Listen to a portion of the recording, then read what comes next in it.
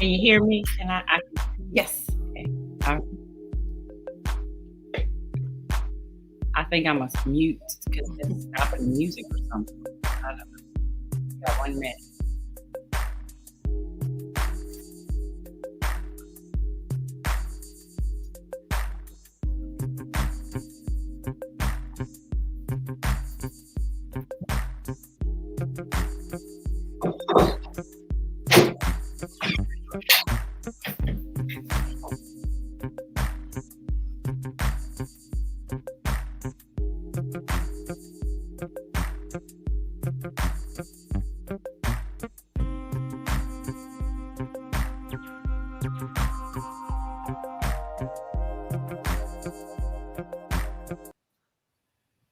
Okay. Hello, hello, hello. And welcome, welcome, welcome. It is the 7 o'clock hour on a Tuesday, and we are here. In the beginning, Incubator and Fun. I'm Evelyn Johnson, and we're here for our Tuesday chat, webinar, talking. And tonight we have a wonderful, wonderful guest. If you have not been able to participate in any of our engagements during the month of on a Thursdays during the month of September with AFP, you have missed a lot. But tonight we're going to kind of hit some things. We're going to talk about some stuff. And I have Miss Erin Hicks, and she will tell everyone.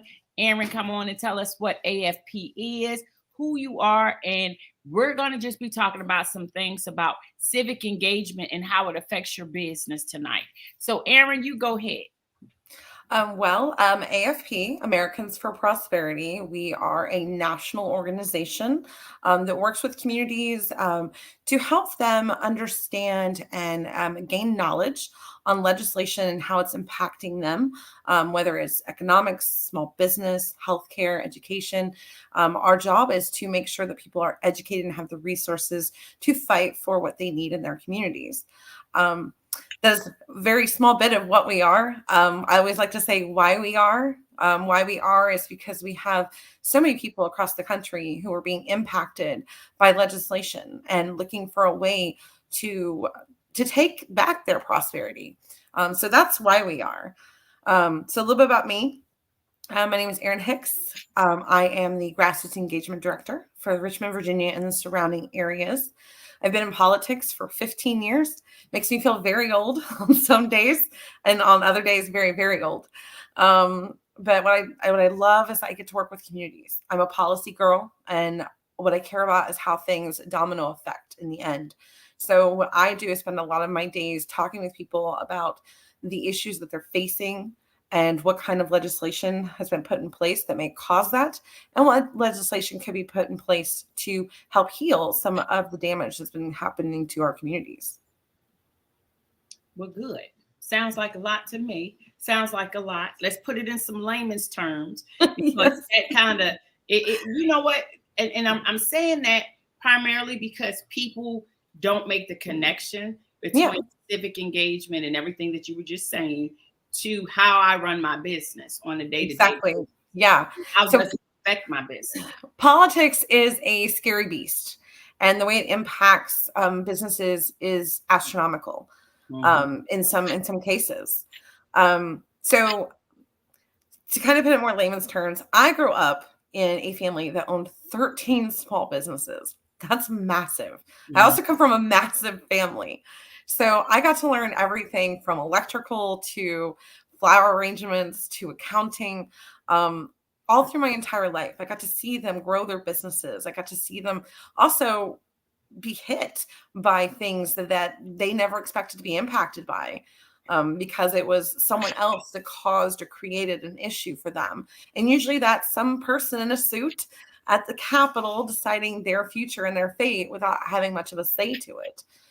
So what I do is I work with the communities, whether they are private entities or organizations or small businesses, and I help them become more educated by connecting them with trainers and classes that we have so they can get more of an idea of how policies are impacting their livelihood and their community.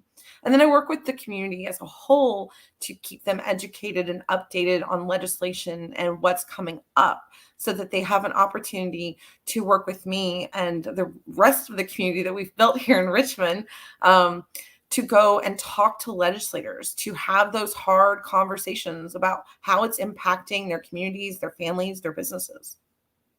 That's exactly why ITB has become such a great fan and partner with AFP and with you personally. Personalities work too. And we're gonna walk through that process, the whole entire process of what we've done.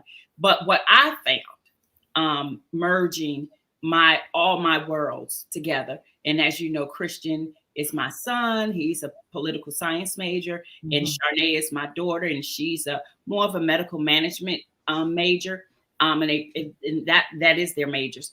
And me combining them into running ITB is a feat by of itself.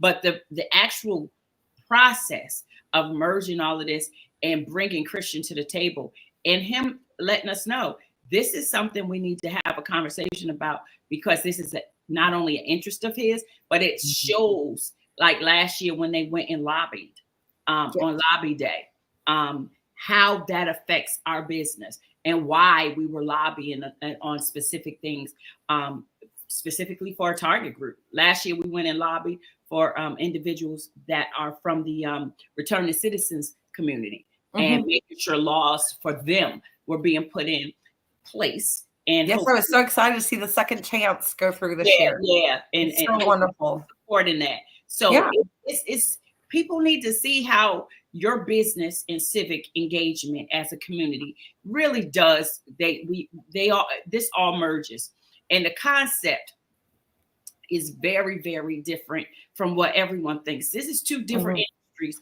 coming to the table and saying we're going to figure out how to work together. Exactly. And I love it. About a month and a half ago, we had the pleasure of having Dr. Cunningham from Langston University on. And she had the opportunity to explain the differences in how we work together, working with a university and a small business, and how that works, and all of these dynamics work together. And now ITB is bringing all those people together and wonderfully. And next week we'll all be together in one room, and we'll start to see, because what happened, and I'll just go back to some things that have been going on with ITB over the year. What happened for us is we've gone to some conferences, and the questions of how do we get the data, because we are a program that's part of a grant that is developing data on what we do and how we do it. And so the question came up at the actual classes. Well, who's going to see this data to even make, to know what's going on, and why are they going to see it too? And what would make them look for it? So the problem was presented then. First of all, no one's going to see the data unless you have a degree and going to a course, because most people don't pay for those journals and things of that nature to even have access to it. But since ITB is involved with the data collection, I said, well, my big mouth is going to be putting our data out. As soon as y'all finish the data, we're going to be putting it out. Yeah. So then the next reasonable thought was, okay, so how do we do it effectively? And what do we do effectively to communicate it to our law individuals that need to know ITB is a value organization? We bring these different components, and maybe we can create some, we might get a law or something out of it based on the work in the research or some other areas. So how do we do that? So again, it's just happenstance, and that's how I met you. I've just met you, Aaron, but the connection to make those steps and to merge, again, 3 different industries, the university industry and the university research industry alone. And then to say, okay, I want my research, whatever we're working on with you all, I really want to get it out. I know you're going to publish. I know you're going to put it in your law in the books that you all have to publish it in. But I still want to have access to that information, and I want to make sure the community understands and what we're doing and why we're doing, and see the effects of our work. And then that's where, again, Erin comes in, because she's teaching us how to effectively use that research, that data, and to get it to the individuals that we need to get it to, and to make sure that if there's any laws that can be written, and I promise you, Christian's already working on it. If something that can be written, we will write it and get it out there. So that's how, and especially for a business like ITB, which are target groups, and I'm just going to say that real quick. Our target groups are Black women, individuals with disabilities, the Latin community, the returning citizens, and low income. And now we have specifically veterans, just as a target group, and individuals affected by coal industries, the coal industry. That is, and so those are some different, and folks will know our target groups have grown, because ITB is definitely growing, and we're getting out into West Virginia, some of those areas in the Appalachian Trail, and going to address some of those issues. So we had to expand our process, and including, and I left one out, the Native American community, because we have to make sure that we're addressing those communities to make sure that they can rebuild and they can come back from anything. So those are our target groups. And fortunately for us, we identified them, because I identified as at least 3 of them, of that target. And I realized when I was looking for information and data and things to build this business, it wasn't out there. So that's another thing. The research is necessary, because Erin, you tell us, what does research and data do for us as a community? Because I think it's a driver. I think it drives. It is a driver. Yeah. Research and data can really provide a lot of information. Not all of us are out in the field every day talking with people, so we're not always getting the grasp of how other people live. I always like to remind people that even in my industry, which is politics, perception is reality. And if you don't have the data, you don't have the reality. You have a perception of what you see. So gathering that data, being able to understand what it means and how it impacts communities is very important. I know I have staff out in the field every day talking to people about just their biggest concerns. What's their biggest concern right now? And what we're finding out is that they're not having people listening to them. And that's what I love about this type of relationship that we have, because we're able to talk about those concerns and the things that we're hearing out in Richmond and the surrounding communities. So with data, we're actually able to focus on issues that really impact communities and be able to provide solutions based off of what the community wants and what the community needs.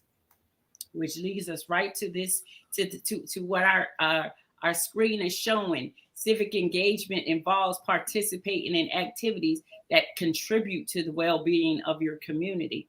And those are conversations is missing from this, but that's the most basic. Having conversations, having general conversations, and being able to go back, because that's something that we have to go back to get to, with the current climate of the way politics is right now. Yes, we have to be absolutely. When we were getting ready to start this, and I said, before we got on, our conversation was, I don't have any time. I'm not on a time limit, because I already voted, so I don't have any more. I don't have anything else in this fight. I'm not rushing off to go to watch the debates. I'm not doing anything, because I've taken all of that off my plate. And you were the same way. You were like, yeah, because you don't want. But we said, oh, but we're going to watch some of it just so we have the conversation. Yes. Information and conversations are so important. Civic engagement actually starts with a very simple word: civil. We all don't have to agree to be able to have conversations. And because I'm with politicians and I'm with the community, I've actually found out more individuals in the community more people who don't feel like they're heard actually all want the same thing. It's just we have different ways of looking at it and finding solutions for it. So what I found is bringing people to the table, having those conversations, making sure that everyone feels seen and heard and doesn't feel dehumanized because they have a particular type of view is very important in building a community. And I don't just mean a community like a town. I mean a community of people who care about where they live, their neighbors, their families, their friends, because the more conversations you have with your neighbors, with people you don't know, the better your community actually is because you're finding out how everyone kind of ticks and Right. what their concerns are and what their thoughts are. And you're able to grow with that kind of engagement. And one of the best ways to practice that, even if you're not sure about it, and then being engaged with a lot of empathy, is just having those conversations in your house. Because normally, and within your family, because normally in my house, it can be 4 to 5 generations, and Yeah. it can be, my mom, she's, older, and then me, she's 70 going on 80, my dad, 80, my, not in our house, but just conversations together, family. And then we are in the 650s, and then Charnay's in her 30s, and Christian's in his 20s. And even with Julian paying attention at 9, listening and say, okay, well, did you say this and clarify this and breaking it down so even he can understand certain things, makes you develop Mhm. those skills to be It, civilly engaged. yeah, having those conversations in your own household. I know my husband and I are both activists, and I still have my youngest child here at home. She's 7. She's about to be 17.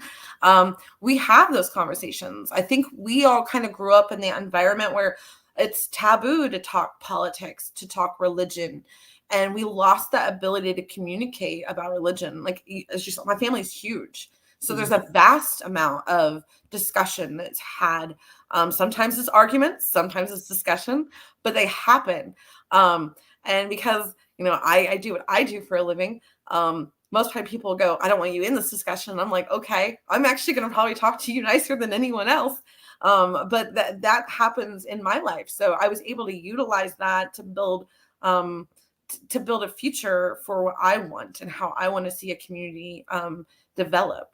Yeah. You and I, we've been working together. You've seen the vast majority of people. There's such a wide view of views in my community here in Richmond that we've been building together through Americans for Prosperity. You've been to a few of our events. Everyone is kind. Everyone talks to each other with respect. Everybody treats each other with humility. That open-mindedness, that ability to share knowledge has really been able to create such a strong sense of community with people who may have never talked before or maybe never even had an opportunity to talk before. But having that ability to have those open conversations with kindness and to listen being your number one thing you should always do when you're talking with people about their concerns and about your own. Listen first so you know how you can relate to others. Exactly. It's a great way to have those conversations. Yeah.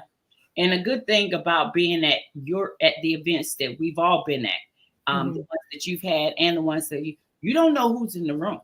You don't know if it's Democrats. You don't know if it's Republicans. You don't. And the thing about it is, there's no monoliths anywhere. I mean, even in our household, we probably have more. We probably lean in one way, but we definitely have others in our household as well that have a very different way of thinking and why they think, and starts to break into and give people an explanation of their why. And And one of the you reasons why it's so important to have those conversations is that so you don't create echo chambers. Now, right, I know it feels really good sometimes when everyone around you thinks exactly the same way, and that feels really good, right? But the problem with echo chambers is there's no ability to actually be able to communicate. Having young children in your household and mine, being able to teach them how to debate properly without, we use the term ad hominem in politics. Most people would say name calling. Being able to have a discussion that's disagreement without name calling is a very important skill set. It's learning to control your own emotions. Those are all important things to have, those open discussions.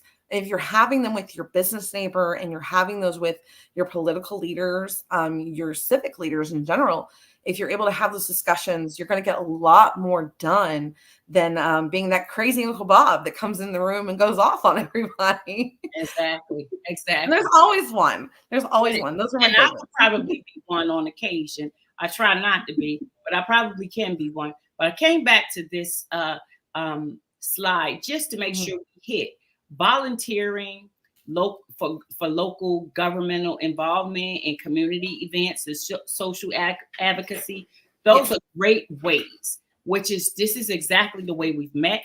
I Mhm. met Aaron. So all you have to do is go to your meetings. All you have to do is maybe volunteer, even Yeah. in your churches, because I met Aaron at a church event. So it's not like you don't meet people at church that only go to church for church. You know, they churches hold the responsibility to the community as well to do these type of things and engage the community and give the in community information. So Yeah. I want to just hit back to make sure we hit those because it's important because people sometimes need to just know what is it I should be doing.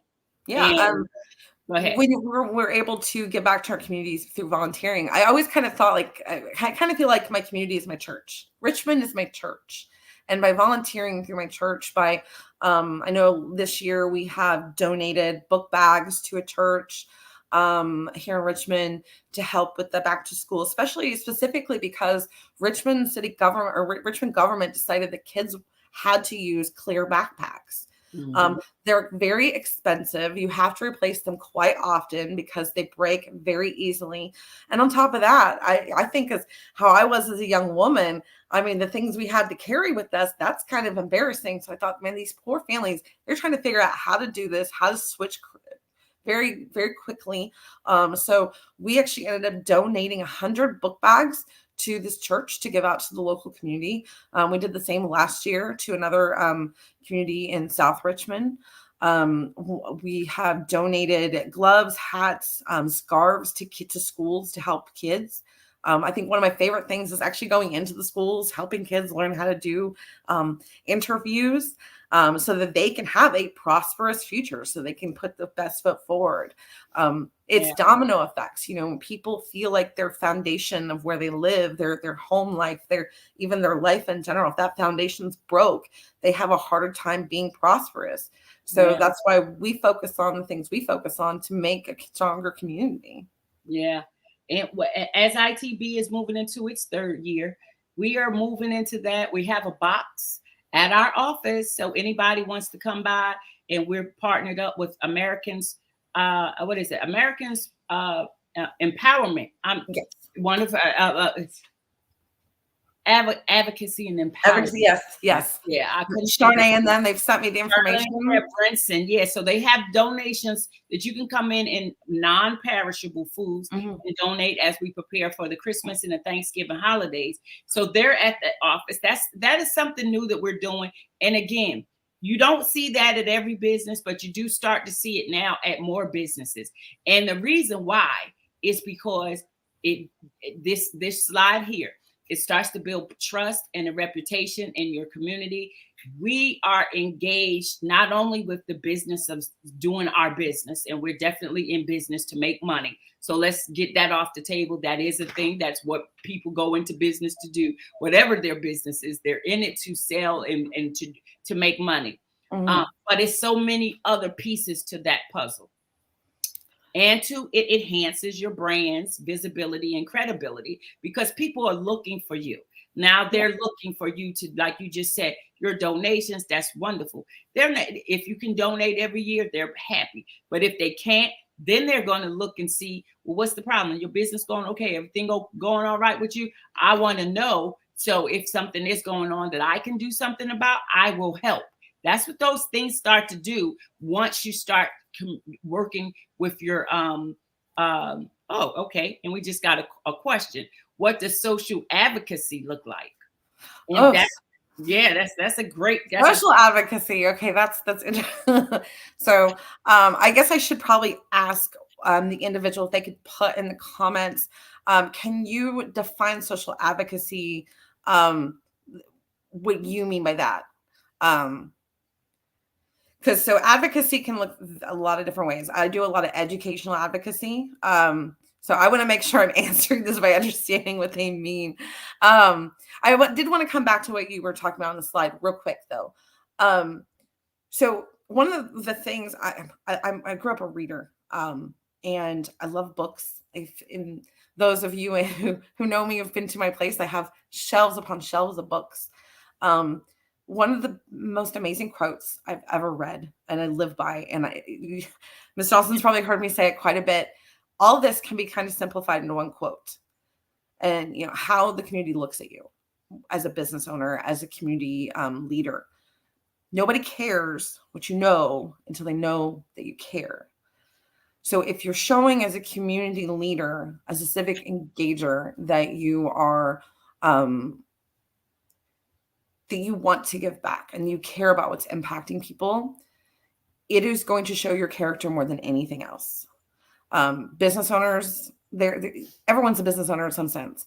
But when you're able to really show the community what you can give back to them by being a business owner, that is a wonderful brand to have. I know most business owners I know that are successful are just that. Okay, now thank you. Okay, I see the clarification. I see it in the chat. So what does it look like? So what we do through our educational advocacy to create that social advocacy.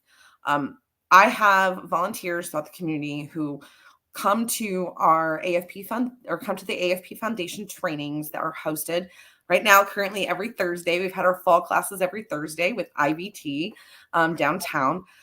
We are educating people about policies, the domino effects, how they became the policy, and we're talking about how it really impacts communities. Because I think a lot of times people don't understand the laws that are in place. They don't know that those laws are in place, and they're not understanding how it's being impacted into their lives. So we teach them about those particular laws. And then we also, so the last training we're going to have in the month of October, if you can be there, this is the time to be there. It's the how-to skills training. We're going to be talking to those at the event, the trainers will, that evening, about how to lobby, how to tell your story, how to talk, how to have a conversation with an actual legislator. I know most people think that's very simple, but legislators are like anyone else. They like to be treated with respect. They like to be talked to with dignity. And I can tell you there have been times when I've been very passionate about laws, and I myself have had to pull myself back in. So that's a part of what we do. We train you in that. I've got some people who do phone calls, who call and have discussions with people about their concerns. So we're able to kind of track those stories. That's the data. That's how we know what's happening. And then locally, I actually have a group of people who go and knock doors on Saturdays, and they talk to them about, again, their concerns. You can't catch everybody on the phone, but maybe if you knock on their door, you'll be able to talk to them. So it's not the easiest thing to go out and just knock a stranger's door and to ask them, what's your biggest concerns? Mm-hmm. So part of what I do is also teach how to do that. I go out in the field with people. We've built a wonderful community who do that with us. And they're people of all views, all backgrounds, which I love. We have a big variety of people on our Richmond team, and it's because we care. So by showing we care and training each other and helping each other, we're able to build actual skill sets that allow us to go and lobby and speak with legislators and actually tell compelling stories that get legislators to listen to us, whether that's privately or if you are in front of a group of legislators testifying. So that's what our social advocacy looks like. It's actually building those skills to create the ability to advocate. So just last week, we did economic mythbusters. I think it was sometimes it felt like having a Band-Aid ripped off you when you didn't know something and you're like, wow, I can't believe that happened. Yeah. So how does that look like impact small businesses? So what we were looking at is, let's say there's a legislation piece that's coming up and we want to learn a little more about it. I can work with our trainers and get a training class to come here, and it is free for the public. We do provide dinner. We would come in, we would talk to you about that specific policy as closely as we could to make sure it's tight. We would help you understand the policy domino effects. We'd help you understand how you can talk about it and how it's impacting your life and your livelihood.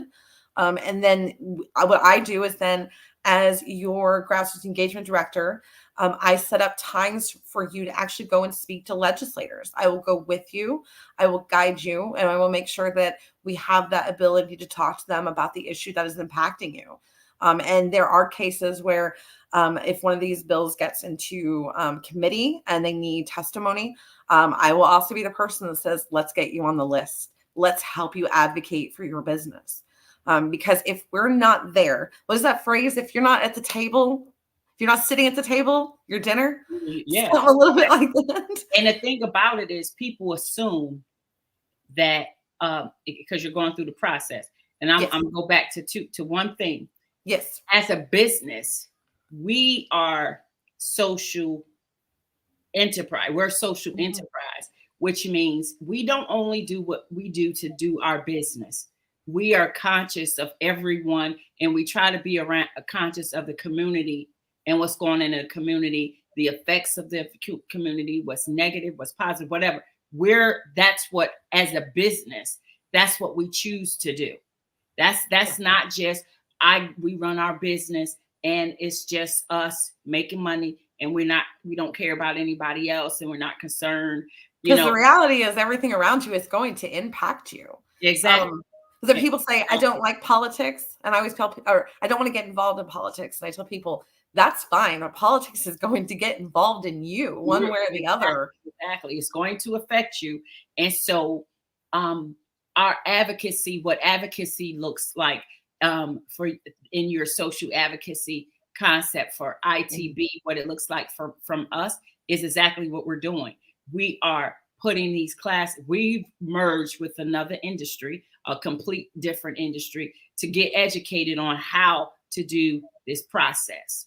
And one of the biggest reasons, now I'm going back to what we were just talking about, because everybody assumes these lawmakers know everything. They don't know until you tell them. So if they're not at the table with you, literally, they may not know that your concern is your concern. And then another thing people assume is that they just know what to write in these laws. No, they don't. They don't know what should be a law until you tell them. No, all humans have flaws. And, that's the thing is, I have seen really good politicians and I've seen really bad politicians.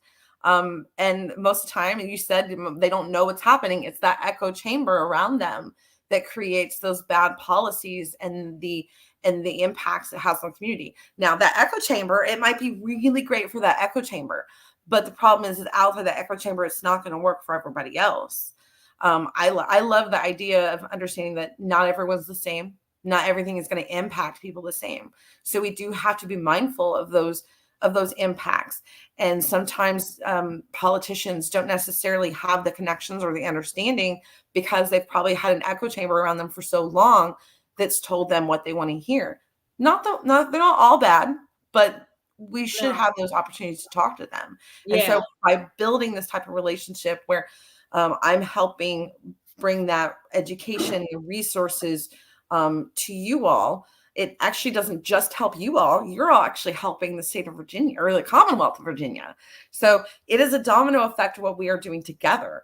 We're helping each other, but we're helping the Commonwealth, and we're helping our neighbors, our community. And they may not know it, but we're I don't wear a cape every day to work. I probably would look good in one, but we get to be our own superheroes. We get to make our lives better by engaging with each other. Exactly. And let's go to this slide and let's talk about it. We are at what civil engagement does, and it really does build morale in your job. But we'll get to that. But it creates stronger brand image. Let me tell you something.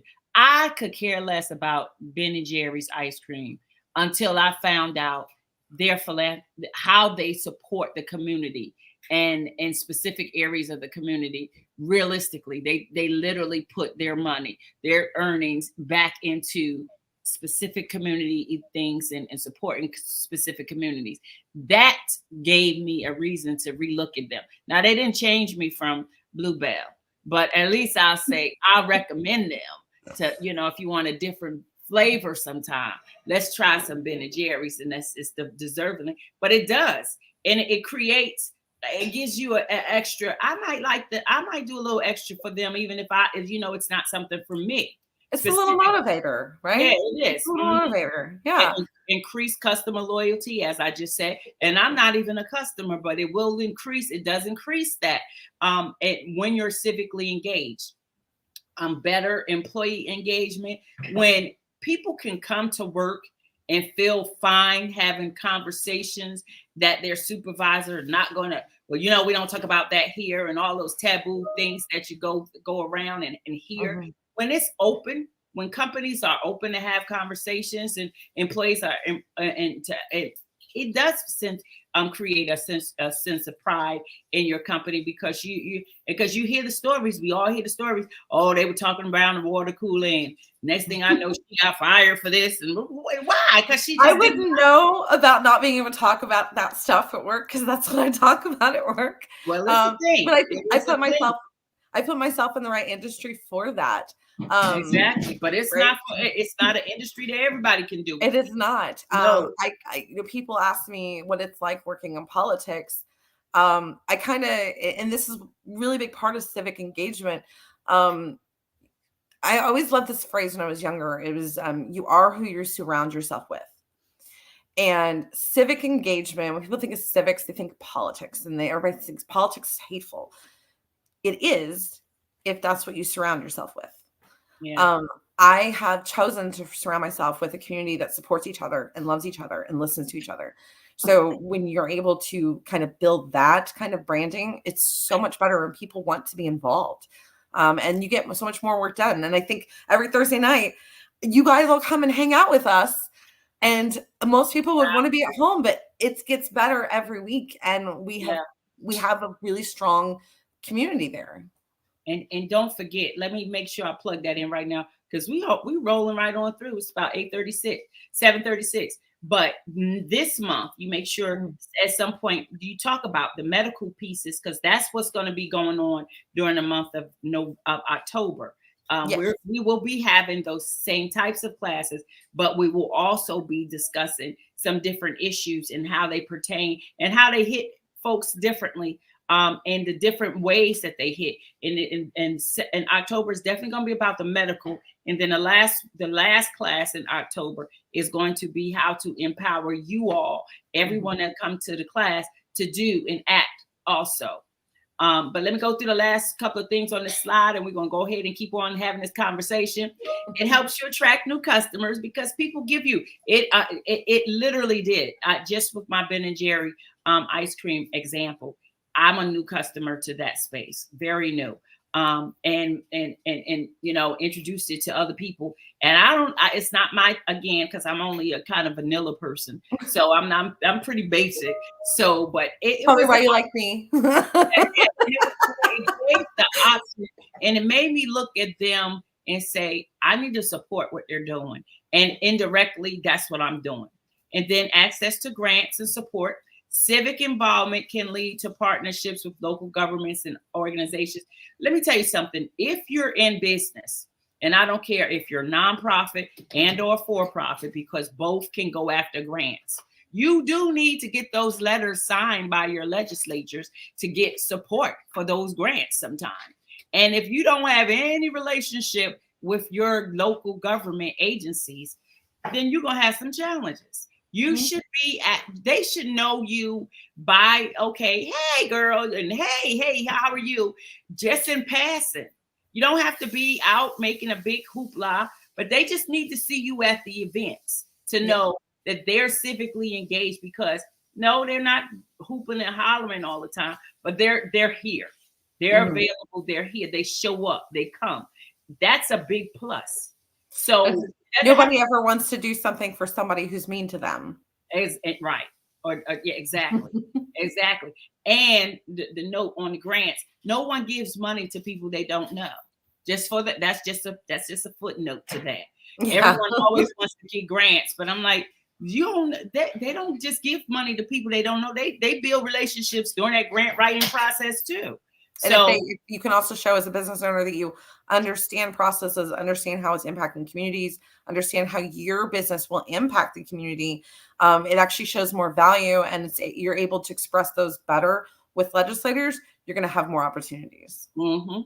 You, Not you only you on have to do it. paper, but actually walk the walk and talk it all the way. You have Mhm. to have it in black and white, and you also have to be living it and doing it. And Yes. the only way you can have those conversations, and it's conversations that people think, oh, that's such a deep conversation for some folks. It's not. It is really, we just are talking about stuff that we mutually agree and have Yeah. a good interest in. These And are therefore, these are Virginia issues. What's yeah, funny is, so you think about the branding, you think about the way you talk, you work with the local, civic leaders. Um, so a lot of my experience comes from my life experience and understanding where my family came from and the struggles we had. So if my mom were to see this, she's gonna love this. I mean, my dad will too. My grandfather, my mother's father, owned a construction business, and he also only had one arm. mm, So most people, if they were to see that, they were to look at this man and say, why? But because this man was able to build relationships with the community, was able to build trust, because the people and the leaders in the community knew him, because he was intelligent and he took the time to understand others, he was the person you'd want building your home, because he understood the skill sets, he understood the needs, he understood what he didn't know and what he could bring someone else to do. And he was able to show that value to other people and build a successful company from it. And it yeah. just it's the ability to communicate with others civilly. And those lived experiences, you can't pass them up. No, I no, not at all. I started ITB and especially emphasized the disability component because I understand Mhm. um, and knew into the disability. And when I say new, I was diagnosed in 2015. My doctor told me I probably had MS since 2007, but I wasn't diagnosed till 2015.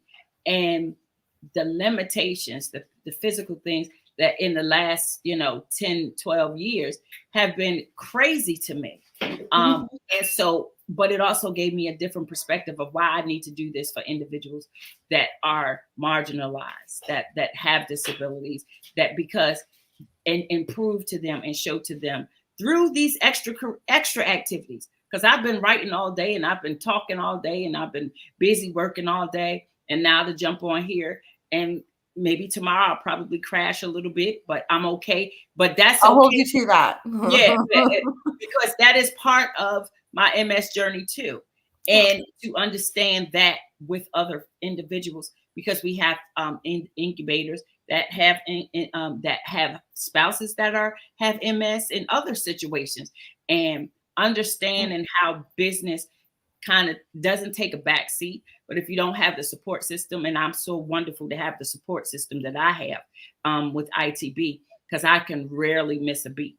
Charnay literally will bring me my laptop and say, okay, you just lay in the bed and just type today. Don't get up. Don't do anything. Rest your body. And a lot of people don't have that, especially with the, being in the space that you have a disability. But bringing it back to just the understanding for other people. So when people can't say sometimes that I just didn't feel good, I really just don't feel good. I understand it. I understand what that looks like on your face. My family understands what that looks like on your face without you saying it. I'm tired can come across without you saying I'm tired. Well, you know my story and Mhm. my background a little bit more in depth than most people do. And so you and I both know what it's like being impacted by healthcare legislation. Mhm. And I think something that probably both you and I, what connected us, that mutual drive, is if it impacted us, it will impact someone else. Yeah, How can we stop it from impacting someone else? Um, negative. Right? You and I come from two different worlds, but we were able to find that as a way to build a coalition. And because of that, you and I are both able to reach further into the community. because of civic engagement and because of business owners, I actually say business owners are the best advertising when it comes to actual policy. And people always look at me like I'm weird. But every time you go into a small business, most of the time the small business owner is talking to somebody about politics. So if you are very educated and if you understand the resources and you have connections, you're going to be a better business owner in general because you're going to understand what's coming to your community. So being able to say, if it happened to me, it could happen to someone else as a business owner. Yeah. If it's going to happen to someone else, it's probably going to happen to you again. So we need to be able to have those conversations and to be able to work together to do that. And you and I found a way to do that together and have built a wonderful relationship. I look forward to what's going to happen in the future. I think the legislators in session are not ready for us, but it's going to be good.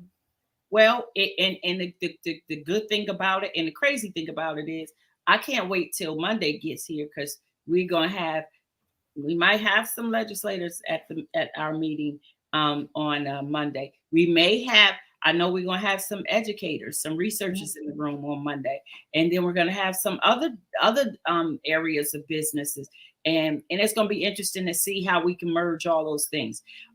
Aaron was mentioning about our coalition. We are building a coalition. I invited Aaron. I invited my mentor, Dr. Bonnie, out of Bonnie Sweener out of Johns Hopkins University. She's been walking me through Evelyn, press through, fight through, go through, advocate, bring everybody together because they've never seen this before. And she's up in DC and she's like, they have never seen anything like this before. They're watching y'all. They're watching you because how is a business working with a research department and now a lobby and a group of the civic engagement pieces just throwing everybody off, but bringing everybody to the table and having the conversations. And now in ITB's pride and prayerfully that everything works out, a PWI and a HBCU together through ITB, bringing West Virginia to the table with Langston and all of that, West Virginia University and Langston University together, doing two different types of research, but working together, merging all of the resources together, writing the grants together, doing all of the work together, and really saying it's about togetherness. And it's the knowledge share of civic engagement that allows us to do that. Exactly. So I know what I know, and I know what I don't know. Same for you. Same for all the other experts who are going to be there that day, because we do understand that what we know is great, but what we don't know is even better because we have so many people in that room we're going to be able to pull that knowledge from. And that's the key. And as you said, you don't want to be in a room with a bunch of people that just agree with you. I definitely don't want to be the smartest person in the room. One of my goals in starting this business now, it's a new goal. I never want to be the smartest person in the room. I don't want to think I'm the smartest person. I want to be continuously learning in the room with people that know more that I can learn from, even if they don't know that they're teaching me. And the world is full of knowledge if we're willing to listen to it. Exactly. It doesn't even have to be, they don't even have to know. It's just that I know what I'm coming into the room to absorb. And that's a great thing. But here's some types of civic engagement. I just want to hit it because Christian made this wonderful PowerPoint for us. And we're trying to use it. And just so everyone knows, everybody in these pictures, if you know ITB, you know all these people. This is David, right? This is David. Actually, David's family, they're in North Carolina and they've been impacted by the hurricane. So we actually have several of our state chapters who are local, who will be going down to North Carolina to help David's family and community and trying to help others down there. Wow. I'm glad for sharing. Okay. Yeah. Well, maybe ITB can put together something to send down there with you guys. To support that. Now, hopefully we can. Let's think about that. I see some ITB people on here, so let's think about it and see if we can pack up that box in the office and add some stuff to it for David because he's wonderful. He was one of the He's such a great guy. yeah, he was one of the He's from Richmond originally. yeah. So we were glad to have him. But Yeah. again, these are the type of events we're sponsoring. We're ITB is giving the space and for this event to just to educate the community. Whoever wants to be educated by this process, volunteering as a team and team and community initiatives. That's a great way. Our whole board is a volunteer board, and we love them. That is one way. Joining local boards or governmental committees. Those are other ways to be civically engaged because you're stepping out of your comfort zone into something more than likely that you don't know anything about, but you're ready to jump in there. You might have some expertise, but once you get in there and start realizing who you're in the room with, and then they bring their expertise and you bring your expertise, all those things starts to merge, and you start to see, wow, I'm better. I'm better for this. I'm better that I stepped out.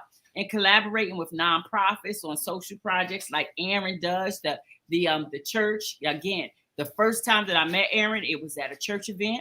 And that next time she was giving out those clear plastic part of that process, and not only giving them out, but stuffing them. She was back there stuffing them with the supplies in it as well. So it's not just one thing that does, because we all know you can't just do one thing. You got to do the whole thing to make everything go, because nothing is just, step in and step out.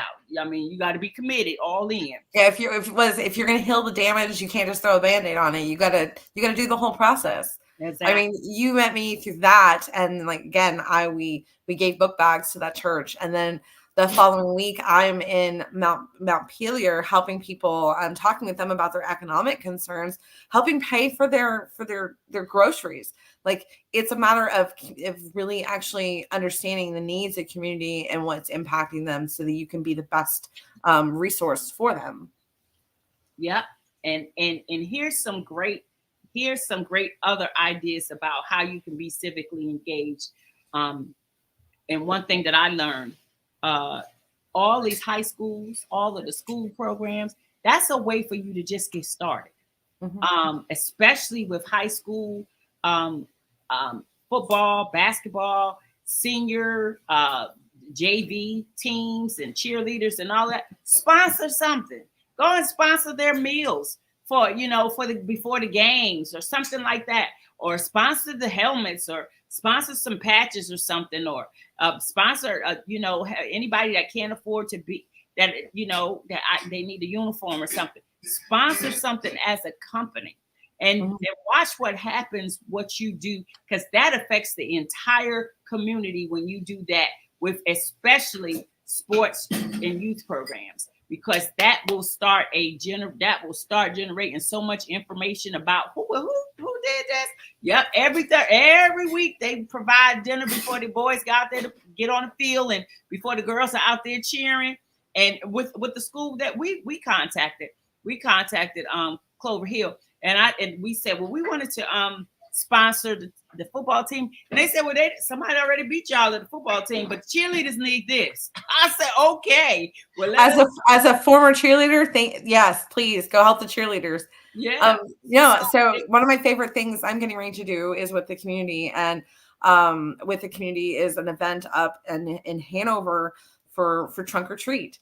I actually sponsor their bounce houses. And I've talked with the community organizer, and I told her, I said, hey, if you have any youth who need volunteer hours for school, for a school project, or for like an honor society, I said, hey, they can come and hang out with me for 4 hours and help me just keep the kids safe. I'll even buy their dinners for them while we're there. So there's always ways you can do that. And I love going to those events with the kids, because I always tell everybody, every one of my events, everything I do is family friendly. Everything you've been to of mine is always family friendly. Yes. Because I always feel like, and as a parent, if my child was not considered and my child is not invited, I'm not invited and I'm not coming.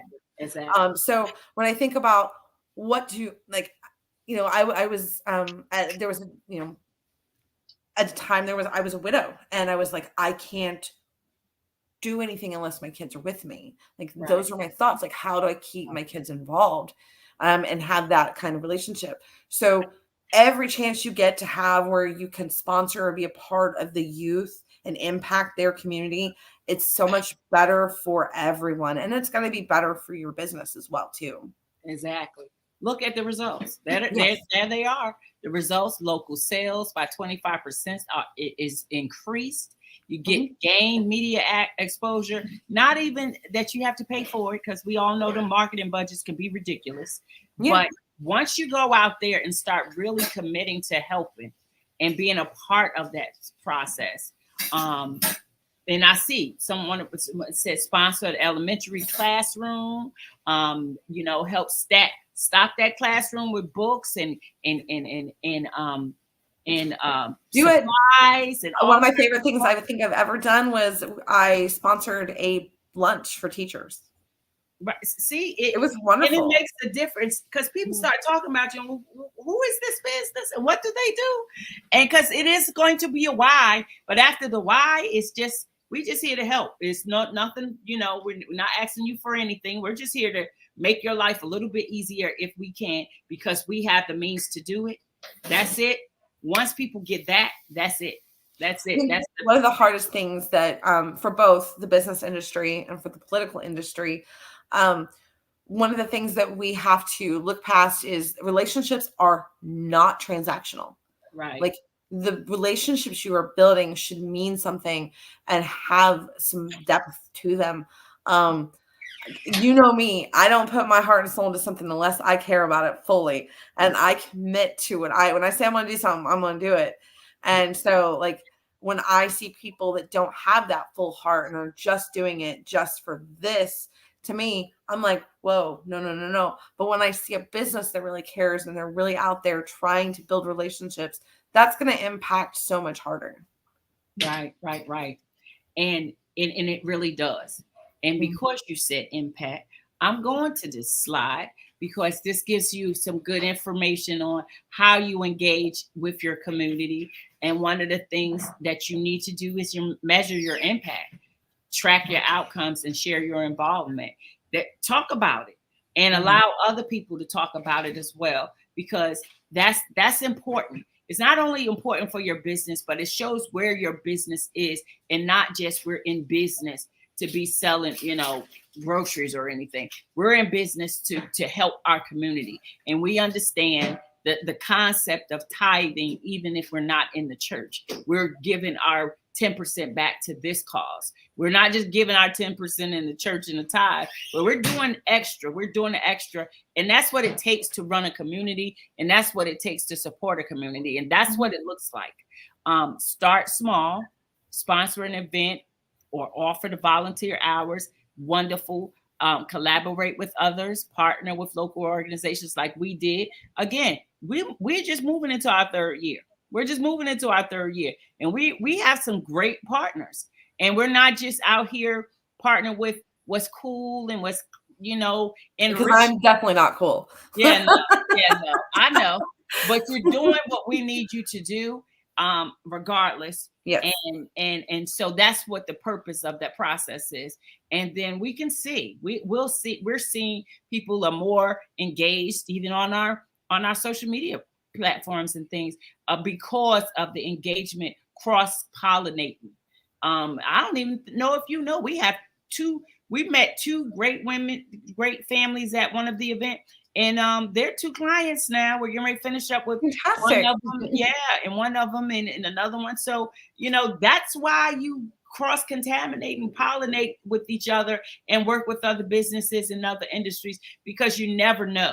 What you're creating is a mutual benefit. Exactly. Right. So for me, my goal, part of my job is obviously to help the community by working with partnerships, by providing resources.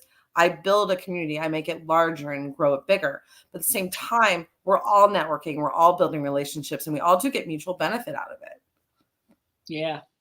And So I'm going to this again because Christian made these wonderful PowerPoints, and I'm so proud, and I want to go through them because we're like, about 3 minutes away from being finished, 2.5 minutes. So we're almost finished. But I'm going to keep Ken. We're going to close out, and when we close out, we're not going to rush through it. But the ongoing sustaining civic engagement is another piece of that puzzle. Your staying power, staying engaged. Ongoing engagement builds long-term trust and customer retention. Enhance brand advocacy as customers see you as a committed local partner. So many things blow in the wind today, and so many things kind of come and go, especially post-COVID. Folks are looking now as hopefully we changing the guard, hopefully, with this new election process. And I'm not putting everything on the presidential election. I'm putting it on everybody, from the president down, all the way down to our local legislators and everything as well. That we're moving to a place where it's okay to have conversations and to just be normal people again, without a whole bunch of pre-social media drama. Just, I don't care what I look like on social media. I'm okay right here today, and it's okay if I post and or not, and all of those things, kind of being okay with being okay. And that's the space that we need to make sure that we're getting to.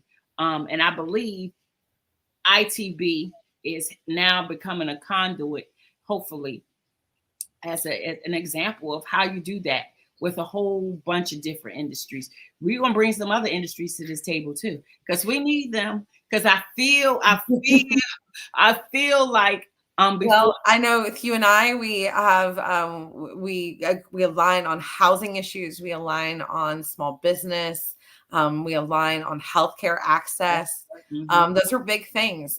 So for those of you who haven't signed up yet or are wanting to come, this Thursday at the Truist Building downtown at 7:00, fourth floor. I am learning.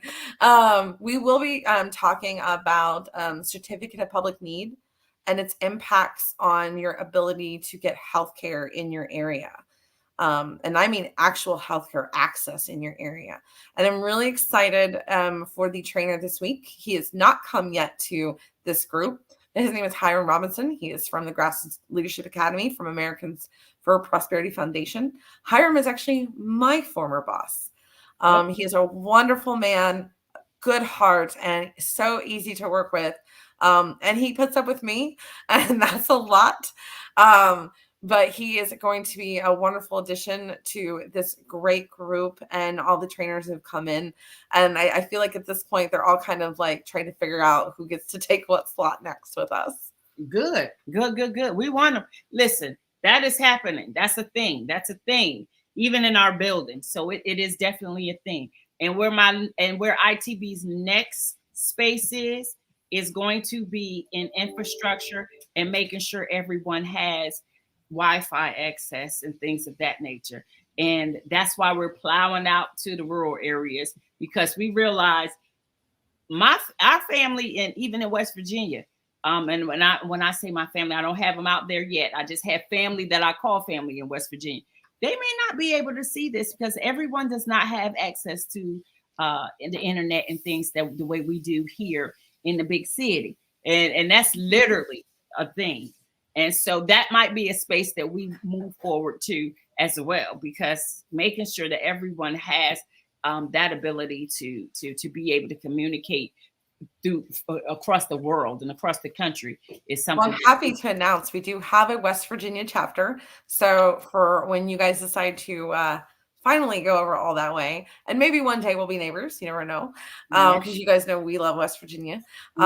We do have a West Virginia chapter out there that I am happy to introduce you all to. My friend Ambrose is a wonderful GED out there, and lucky enough for you all, it's the same AFP Foundation trainers.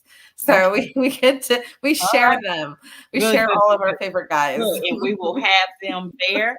West Virginia is looking forward to us coming. Look, yes, I love it. Here's Aaron's information. If you want to make sure you hit that class this Thursday, take this information, hit Erin up and she will make sure that you are registered this week. Make sure.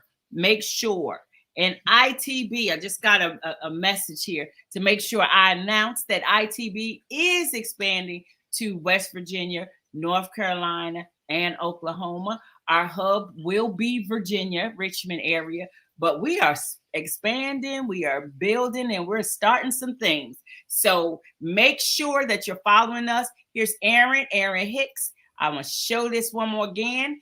And thank you, young lady, for coming on tonight. Thank you for joining ITB. Thank you for loving on us.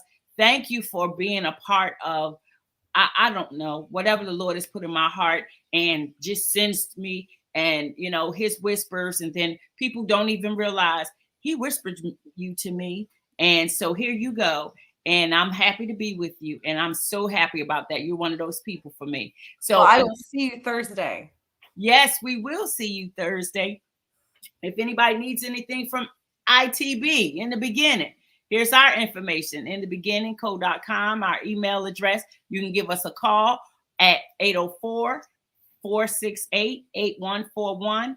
I am Evelyn Johnson, and I am so happy to have had this opportunity to sit down and have a conversation about civic engagement and how it affects your business and what your business can be doing. You're not only civically engaged, you are socially engaged as well. And you're taking responsibility for your community, not just for your business, but for everyone.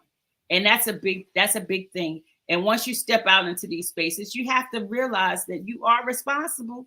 You are responsible for you, and you are responsible for them too, whoever they are. And so, you know, think about that. So thank you again, everyone, for joining. I am Evelyn Johnson. This is Erin Hicks. I want to thank you again, Erin, for coming on tonight. You guys have a wonderful evening. We'll see you next time. Bye, all. Bye-bye.